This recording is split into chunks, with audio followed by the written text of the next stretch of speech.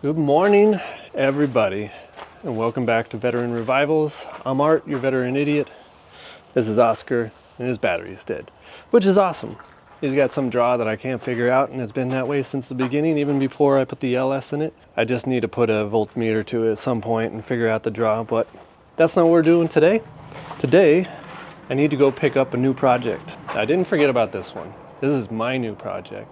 We're picking up my cousin's new project because my cousins and family and friends and everybody love buying projects, and we all have unfinished projects. Why not go get another one? So we're going to go pick up a new project, one that I showed you a little sneak of in a short, and you'll see that in a little bit. But we need to figure out this battery situation, and coincidentally, I've actually been looking at buying a battery pack just to take on the Hot Rod Power Tour, and because Oscar and Scrappy are always dead. The batteries are always dead in both of those, and I don't have a jump pack, and I'm getting tired of just driving the truck around back to jumpstart both of them. But coincidentally, GOOLOO reached out to me and wanted me to review one of their jumpstart packs. I know, who am I?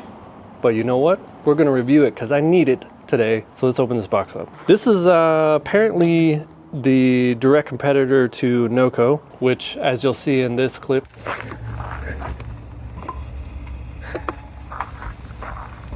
we'll give it a second.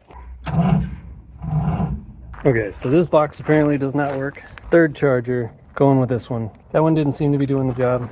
That one definitely didn't do the job. Let's see if this one does the job. Hear the fuel pump every single time.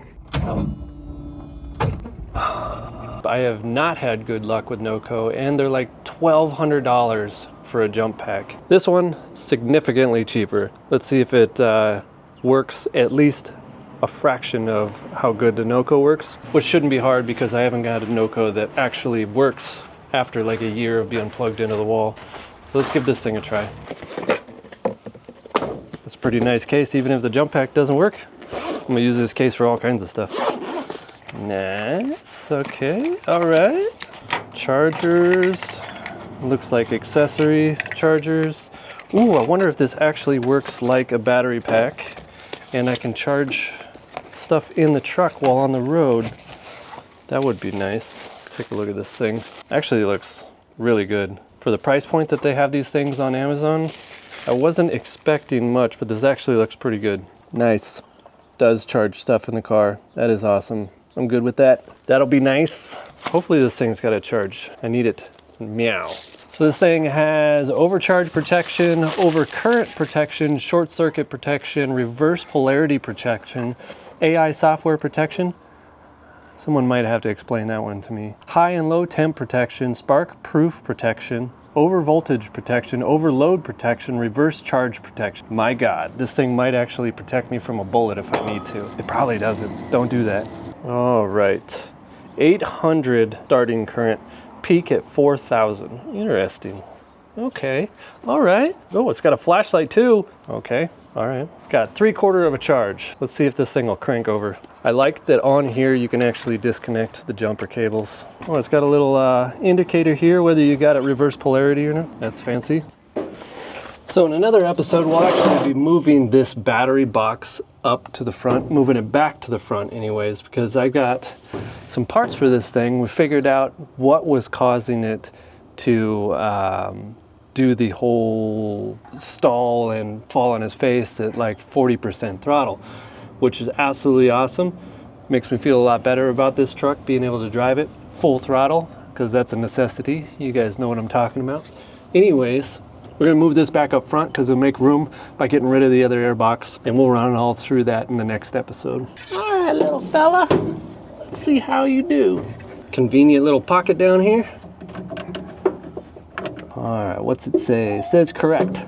Yay, I am smart. Let's see if this thing fires off. All right, let's see if this thing is worth it. I got fuel pump and everything, showing just under 12 volts. Let me go hit the boost button, see what that gets us. All right, we are boosted. I got to read the instructions to see exactly what that gets us, but it says boost and we're boosting and we're just over 12 now. That should be plenty to get this thing fired off. It cranked just fine. I think that's just the computer system we got issues with.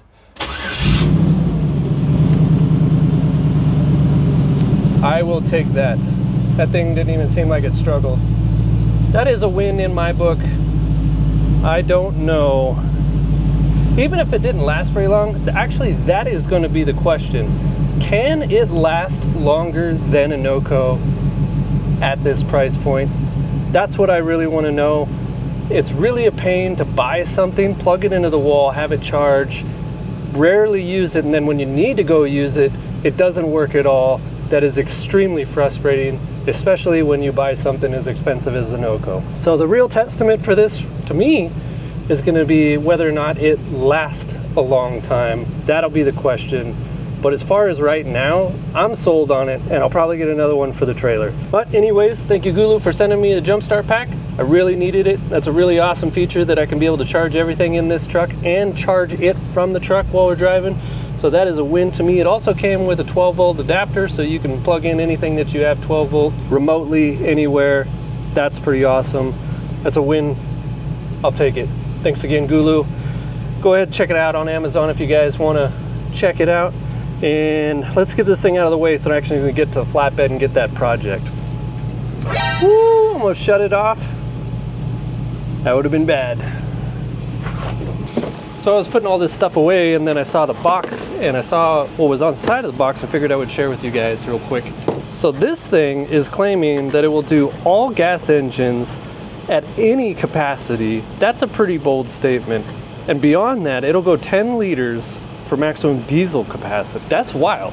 I don't know exactly how well it holds up to that because I don't have any 10-liter diesels around here.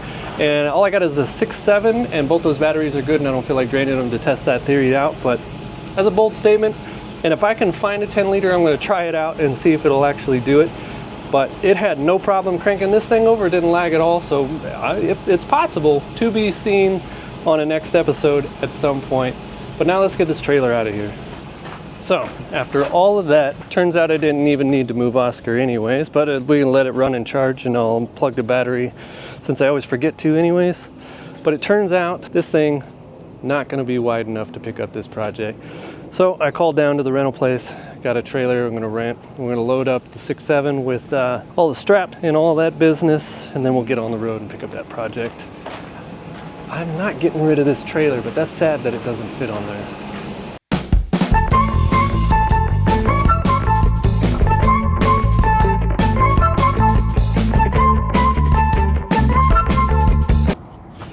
Well, here it is. This is the new project. Hey, it's a Chase Matthew bus. Anywho, this is the new project. My cousin wanted a Bronco. He's been looking for a Bronco for a long time. Found this one from a good guy named Josh. Picked it up for 1,400 bucks. It's completely taken apart, completely.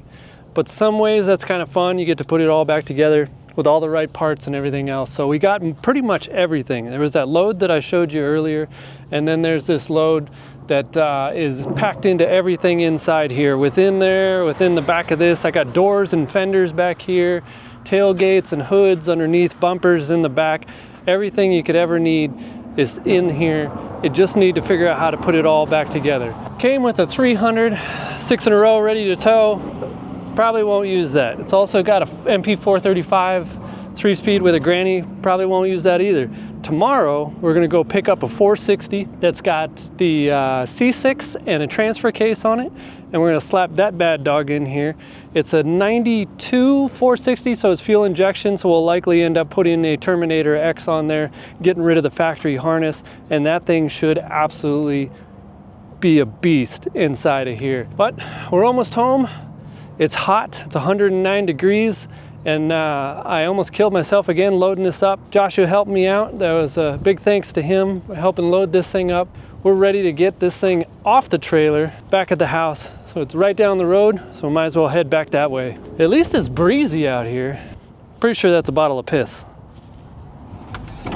Oh man, home sweet home.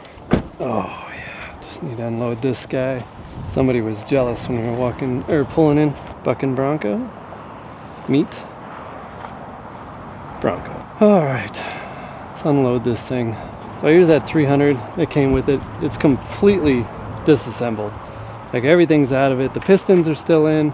They are covered with all kinds of stuff. We may rebuild that at some point and put it in something else. As of right now, it's going to get that 460 we're picking up tomorrow. It is in really good shape. No dents on the hood or the tailgate. Whole body is in really good shape. And they did rhino line on the inside of the floor. There's the fenders, black engine paint on the inside, and then the tan on the outside. There's your seats and everything else in there. All the glass, all that stuff. This was a hell of a find. This was good stuff. Thanks again to Josh. Sorry for you not being able to finish this project, but we are definitely going to do it for you. All this stuff in here. Even painted the bell housing. Won't be using that one, unfortunately. Well, I will use it on something else. All this stuff. It's got all the bolts are all in cardboard, all labeled and everything else like that. The floor vents, everything in here. Just awesome, awesome find. Now it's just time to get it off of this thing so I can take this trailer back.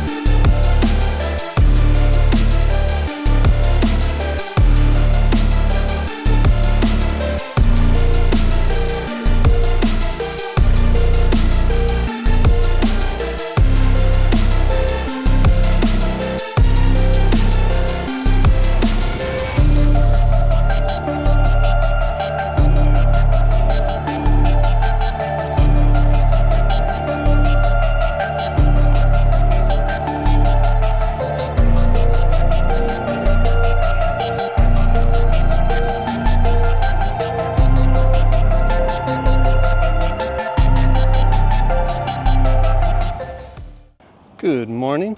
It's the next day and everything's unloaded. Went inside, passed out.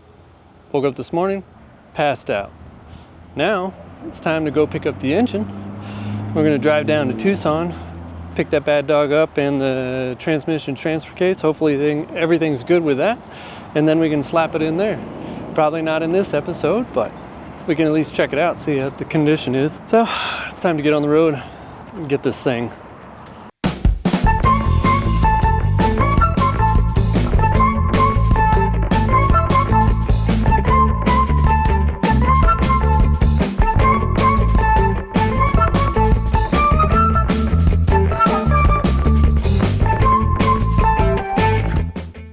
All right, package acquired. There she is.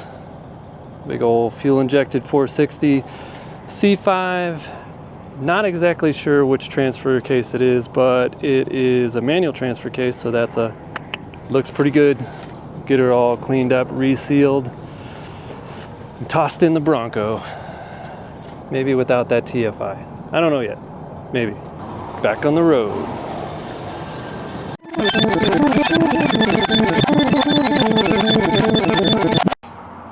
And we're back.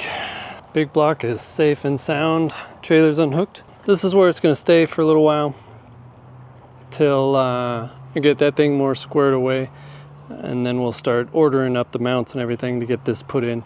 And it's really just the mounts, and this thing will drop right in per much like it was made for it.